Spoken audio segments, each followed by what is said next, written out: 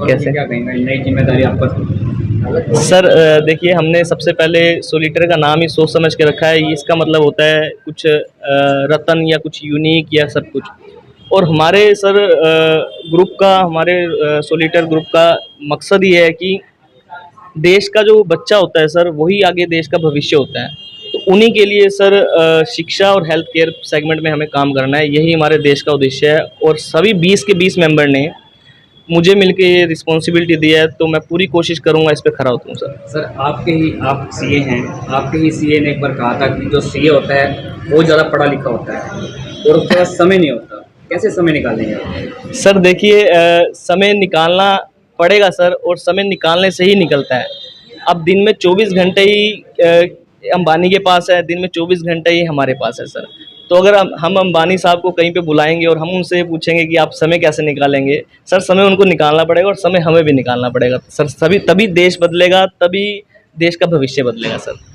क्या सोच लेकर युवाओं लोगों की सेवा करने के लिए? सर मैंने आपको स्टार्टिंग में ही बताया कि हमने कई जगह ये देखा कि कुछ बच्चों को शिक्षा नहीं मिल रही ढंग से, और कुछ बच्चों को हेल्थ सेगमेंट में सही से इलाज नहीं मिल पा रहा, और बच्चे ही देश का भविष्य होते हैं सर।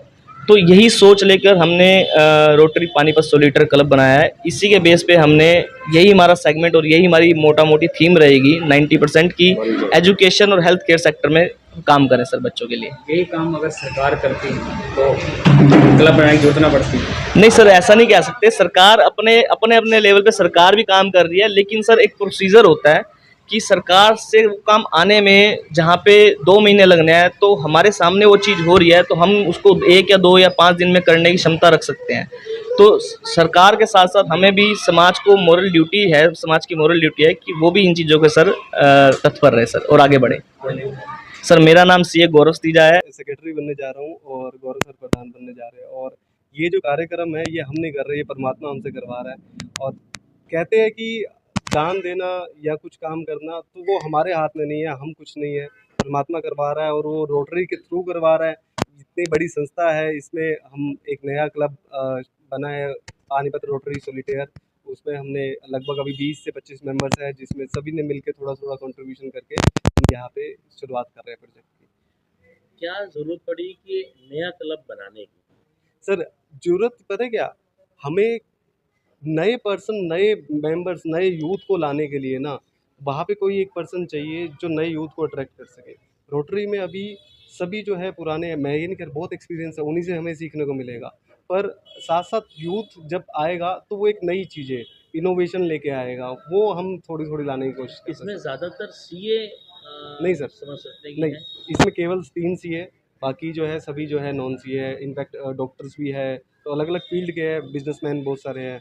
तो अभी आज प्रोजेक्ट हमने किया है अभी यहाँ पे गुरुकुल में, कन्या गुरुकुल में, आर्य समाज में। इन हम पीछे आए थे तो बच्चियाँ जो है नीचे बैठी हुई थी, तो हमने एक तो चेयर्स वगैरह, बेंचेस वगैरह और वाटर कूलर उनके लिए एक प्रोजेक्ट बनाया है और वो यहाँ पे करके रहे हैं।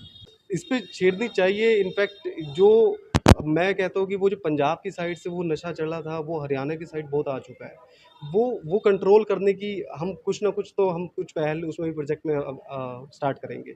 स्कूलों में जाकर बच्चों को बिल्कुल सर, करने के बिल्कुल। लिए बहुत एक जरूरी है क्योंकि एक स्कूलों से शुरुआत होती है बच्चों की। सर एक ना हमारा पीछे गाड़ी साफ़ करने वाला है, उसका बेटा जो है नशे में पड़ गया था, तो एक सीनियर से पूछा कि उसको क्या करवाया जाए?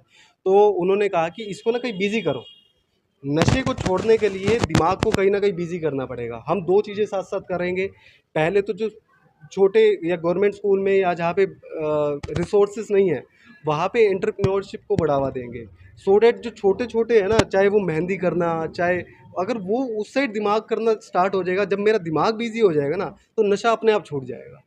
एक रोटरी क्लब, रोटरी जो हमारी संस्था है उसके अंदर हमने एक नया रोटरी क्लब बनाया है, रोटरी पानीपत सॉलिटेयर के नाम से।